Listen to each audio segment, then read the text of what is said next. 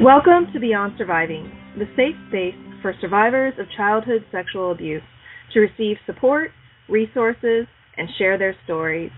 Beyond Surviving is about freedom, healing, connection, and even laughter and fun. Most importantly, it's about letting go of the pain of abuse and finally moving on. I'm Rachel Grant. For those of you who don't yet know me, I'm a sexual abuse recovery coach and the author of Beyond Surviving, the final stage of recovery from sexual abuse. I work with survivors who are sick and tired of feeling broken and unfixable, and I help them let go of the pain of abuse and move on with their lives. You can learn more about me and the Beyond Surviving program at www.rachelgrantcoaching.com. I'm so excited to have here with me my guest today, Ryan Sommers, who's going to be sharing with us about yoga as a healing tool for trauma survivors. To get us started, I want to tell you just a little bit about Ryan. She is a yoga teacher based in San Francisco who has a background in counseling advocacy work with survivors of sexual assault and domestic violence. Through her work, she supported many survivors in identifying creative ways of caring for themselves and continues to do so in her work as a yoga teacher.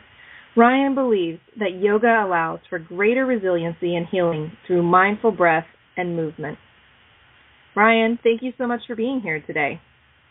Hi, Rachel. Thanks for having me. Absolutely. So I'm really excited to dive into this topic. And to get us started, I'd really love to hear how you came to be interested in yoga for trauma. So I actually found yoga from the counseling perspective and not the other way around. I studied clinical psychology in college and was really interested in trauma, specifically healing sexual and domestic violence against women. And when I was an undergrad, I founded a support group for survivors of sexual assault. And we noticed that there was really a lack of transition between that intense subject matter and then the survivors returning to their busy lives on campus. So we started using yoga as a decompression tool to transition between the two, just a very grounding breath, very simple shaped.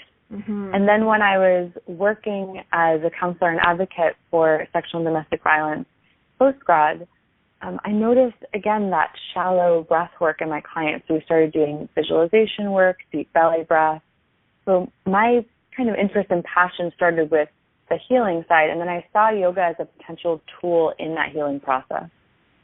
Really beautiful, and I love this because, you know, so many of us survivors and certainly many of my clients are in, you know, kind of what I describe as a freeze or a flight-fight state, and that's just kind of their where they're at all the time. Their norm, yeah. Exactly, and until they start really digging into that and getting some guidance and support about how to actually unlock their system, essentially, they just kind of stay in that space and maintaining that. And it looks like you were really able to tune into how that was affecting their kind of recovery and their treatment.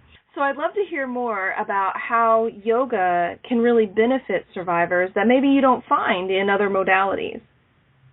Yeah, absolutely. So often trauma takes place in the body. In fact, there's nothing that we've experienced in our lives that the body hasn't been there for.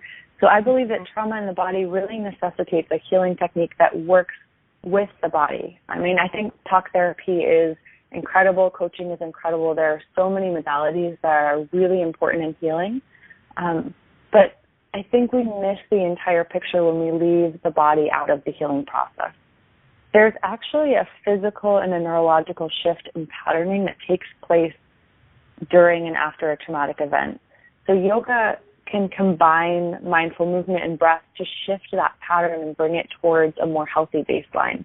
And just like you mentioned, one of the concrete ways that yoga brings healing is by tapping into that parasympathetic nervous system. So usually when triggered, a survivor will find him or herself in this fight or flight reaction. It's shortened breath, hypervigilance, over-awareness.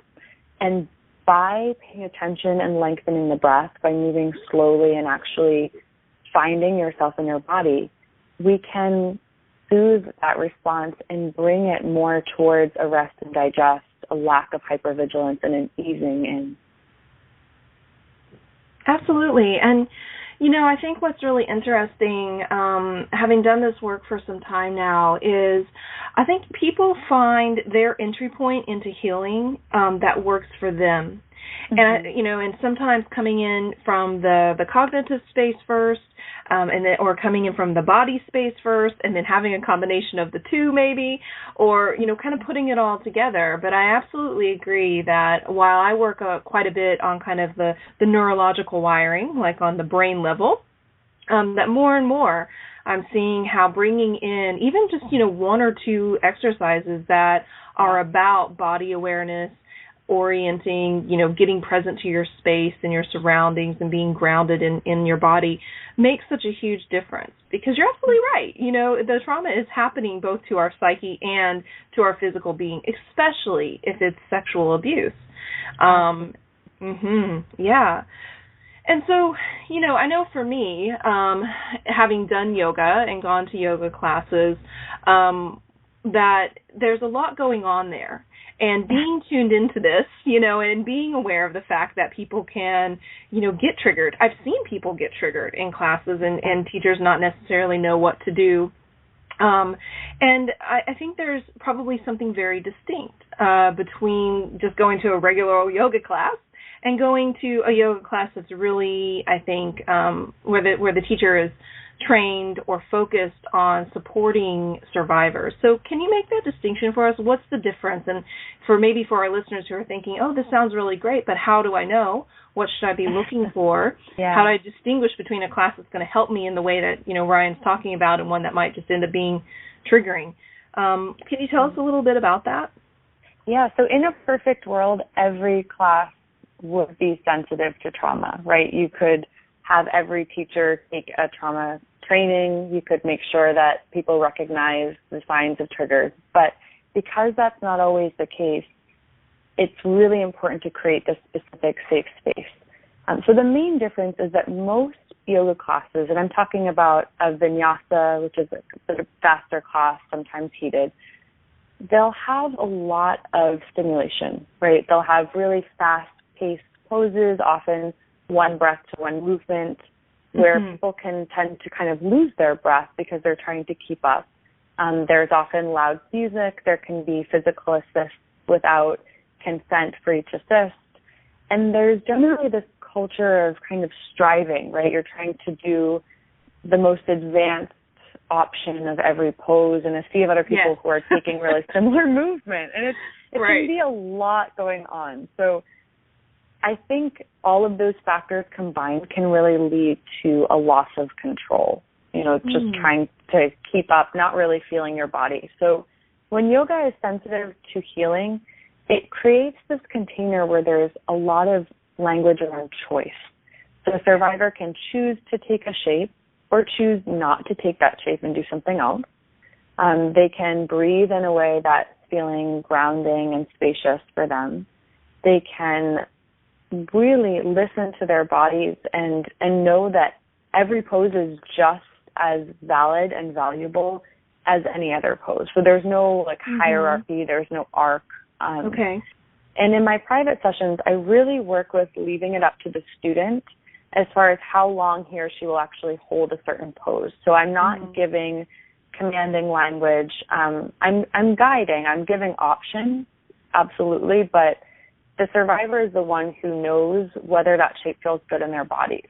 So one thing that's important, I'm sure you do a lot of work around triggering, and what one shape could be incredibly grounding for someone. Like child's pose might feel so supportive for one survivor.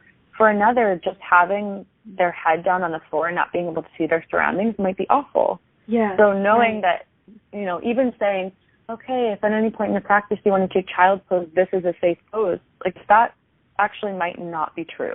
Right. So leaving a lot of space around that. And then another really good. Oh, can I just say something following on that before you go to the next piece? Sure. Because I think I really want to highlight that. I really want people to hear that about choice. This is one of the very first things that's taken away as a result of abuse, is choice. Right. And so even if you're in a class where the teacher isn't actively offering you choices, remember that you have them, it's hard to do sometimes. Yeah, absolutely. But, if you don't want to hold a pose, or you don't want to go into a particular pose, or you don't want to close your eyes, even though you're instructed to close your eyes, because that can sometimes be triggering for people, toy with that. Have a chat with your teacher and talk about that if you feel comfortable. Because even if I think the teacher's not providing that, we can in some ways advocate for ourselves. And sometimes that's hard, especially if we don't, if we have other stuff going on like shame or not feeling like we can do stuff like that. But I just want to encourage everyone listening to remember that you do have that space of choice, even if the teacher isn't necessarily providing it. Awesome. So what else? What else should people be looking for in their yoga classes if they're coming to class with some trauma? So another choice that's really important is whether or not a student is physically assisted. There is a lot of differing opinion in this field around whether physical assist can be safe at all, whether a teacher should even be offering that option. But I think what's really important, again, is that language of choice, so that a survivor is never physically assisted in a yoga practice without knowing that it's coming and without knowing what the touch is going to be. So, for example, even just saying, is it okay if I assist you, isn't as good as saying, is it okay with you if I place my hand on your low back? Knowing what's coming so they can decide, okay, that's a safe touch for me today, or maybe not, because every day is different, right? Yeah. So giving that option, I think personally that healing touch can be very therapeutic if it's used correctly and intentionally, but some would disagree with that. So really just being mindful around physically assisting and making that a very, very solid choice. Absolutely. I love this. And, for me, there was a moment in class a couple of months ago, and even with all the work that I've done, sometimes things just will catch me off guard. And it's a new thing to notice and kind of heal around. But I just made the request of my teacher to just always touch me on the shoulder first. Before doing anything else, just so I knew she was there. It was a very restorative class, so you're doing a lot of just kind of holding poses and on the mat and all of that. And I found just even making that request, first of all, empowered and choice, and then that little nudge of okay, here I come, was just enough. And but I do love what you just said there about also teachers getting specific and saying more about, this is what I'm about to do, this is how I'm going to assist you, as opposed to just kind of that general way of touching. So thanks for that. I also offer mostly grounding assist, not deepening assist. So the difference between the two is the grounding is I would help a survivor feel their feet, notice that their feet are on the ground, or I would give them kind of a restorative assist, make them more comfortable. I would very rarely push a survivor deeper into a shape, because my guess is that they're as deep into the shape as feels good. So there's no need to kind of increase that sensation. So there's also this idea of non-striving language in a trauma-sensitive class. I'm not saying push a little deeper, go as fast as you can go, see if you can hold that stretch a little longer. I'm not trying to disempower them from listening to the limits of their bodies. If they come out of the shape, it's because it's time to come out of the shape. So really being respectful around that. I like that. Yeah, and at the end of the day, it sounds like it's a practice that's more about becoming embodied and self-aware, as opposed to, let's see how long you can hold this pose, or how much you can twist your body here. Yeah, it's not a contest. It's really does this feel good? Can I even be in communication with my body? Because, you said, sometimes there's this disconnect. Even thinking, does this stretch feel good? Do I still want to be holding it? That's strengthening the pathways of listening and being compassionate with your body. That's the relationship that we're trying to cultivate, not one of striving. I'm not trying to motivate them to push as hard as they can. And then one last thing that you mentioned actually was closing your eyes. That is not always a safe option. So when I cue that, I always say, in this space, you can close your eyes if that feels like a comfortable option for you. Otherwise, just keep your gaze nice and soft. Being aware of what guided imagery you're using, making sure that it's not a potential trigger. Molly Boder-Harris, who I'll talk about a little bit more later on as a resource, has this great piece on her website about options for Shavasana. Like even laying down on your back in the dark, for some people, incredibly relaxing. For some people, it's like, what am I doing here, right? It doesn't feel safe. So offering modifications and options for that as well. Got that. Yeah, and Molly's site, just for everybody listening, is the Breathe Network. Is it .org or .com? I'm forgetting now. .org. .org, yeah. And huge resource. Like, get over there today and check it out, because she has just built an amazing network of providers, resources, tools. Definitely go and check that out. Ryan, as I am hearing you share some of these specific things that survivors can be looking for when practicing yoga and maybe turning their attention to certain things and away from others, I'd love to hear just from your experience working with survivors, what have you seen as far as some shifts or transformations? Maybe something, a story of a client that you've worked with, or something that you've noticed that through yoga a person was able to really gain or, heal something that they'd been struggling with to do otherwise. Absolutely. So I am working with one private client at the moment who has complex trauma and is working through PTSD, and she has really tapped into what is a trigger for her and then how she reacts to that trigger. So it's been incredible to see that slowing down of the process. And by that I mean that beforehand she would be triggered before she would even realize that it was happening, and then kind of retroactively say, oh, I reacted that way because I was triggered. And we've kind of learned together, okay, what happens in your body when you're triggered, and how does that begin, so that we can notice it at the most basic level, like at the very beginning. And then what are some concrete tools, like how can you move your body and how can you breathe that will ground you in resistance to that trigger. And we've had triggers come up in our work together, and it's actually a really beautiful opportunity for us to kind of workshop it, because we're in this incredibly safe space. Like if she's triggered in a private yoga session and we're working together, we can try out these grounding tools. We can try out different breaths and different shapes and see what works for her. And then when she's by herself, she takes those same shapes and breaths and has just, she's reported that she's found a lot more awareness around what is a trigger for her and how to heal it. I love that. And, it also brings to mind if maybe like just the first thing that you would advise somebody to do. Let's say a survivor is in a yoga class and they're noticing that like something's starting to feel really off, or their heart's going crazy, they're having a panic attack, something's going on. What would you say, what would you advise somebody to do in that kind of a situation? Yeah, so it's different for everybody, which is obvious, obvious answer. But if a student tells me before a class that they think that they might be triggered, we figure out a breath pattern or a shape before the trigger that they know feels safe. So they have this go-to. When you're in a heightened state of arousal, you're not thinking, oh, this one time I took this breath and I think it kind of... Like you need to have a tool, like an immediate tool. So we have a go-to safe shape.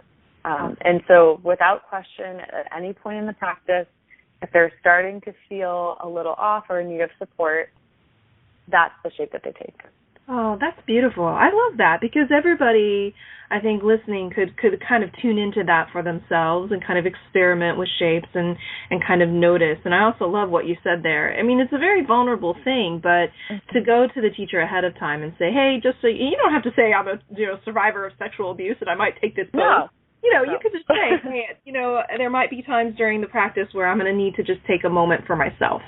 And that's your way of telling them, look, if I go off, course here from the program or from the lesson, let me just be, because that's what I need. Yeah. And there are some styles of yoga where the teacher will really enforce that students stay with the program, and that is not the type of class that I would recommend I agree. In this scenario. I think it's really important that the teacher is saying, like, I'm so glad to see that you're listening to your body. Or like if they leave the room and they come back, great.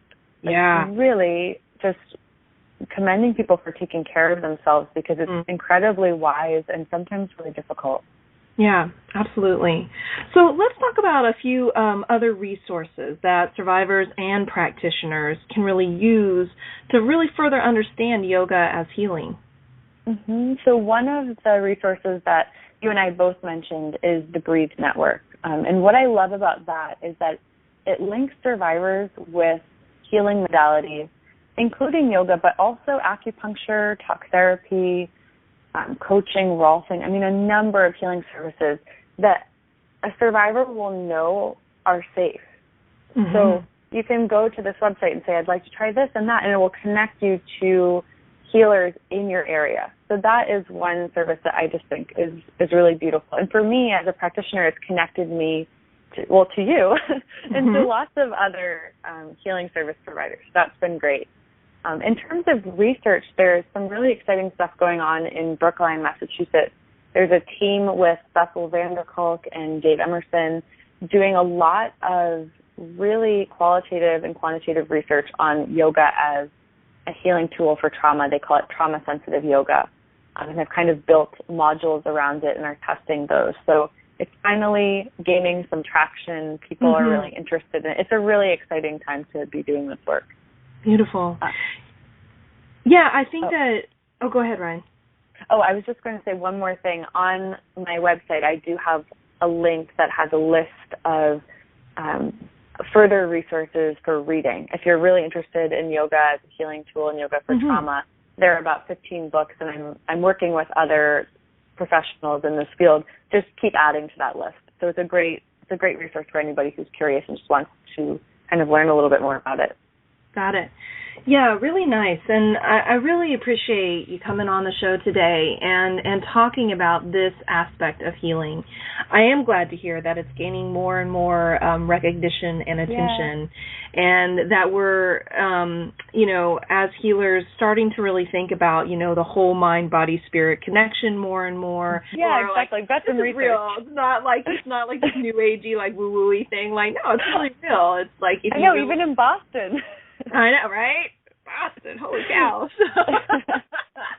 Yeah, exactly. I love it because, the brain is such an amazing thing, and how it, is impacted by trauma, but also, like you're talking about, on a nervous system level, how the body is impacted by trauma and how we can store trauma in the body. And sometimes we can get at it through talking and cognitive work, but sometimes it just is a matter of movement and touch and different things. So it's a really, really beautiful work that you're doing, and I want to encourage everyone to go check out what Ryan is up to. You can email her at ryansummersyoga@gmail.com, and just so you know, her first name is RYANN. Amazing name, by the way. Yeah, so RYANN SummersYoga@gmail.com. And, of course, go to her website, ryansummersyoga.com. And she also teaches weekly hatha and restorative classes and workshops in the Bay Area at Thrivability and Yoga Mayu. And she also teaches private sessions and is available for consultations. Ryan, one question. If somebody's not in the Bay Area, can they still reach out to you? Absolutely, and that's where I would be more than happy to kind of point them in the right direction of service providers if they do want something in person as well. Yeah, I'm open to being a resource for anybody who needs it, so I'd love to hear from anyone. Yeah, awesome. So thank you so much for coming on the show today. It's a real pleasure to have you and to get to hear more about the work that you're doing and the healing that you're doing through yoga. Any final thoughts? I just would encourage people to slow down and listen to their bodies. That's really the whole gist of it, if I said nothing else. Thank you so much for your time, Rachel. This has been really great. Absolutely. Thank you, Ryan. Thank you for tuning in and joining us today. Don't forget to visit rachelgrantcoaching.com to learn more about sexual abuse recovery coaching and to explore the other resources available on the site. And please be sure to subscribe to this podcast because we have a lot more to share with you. Until next time, take good care of you.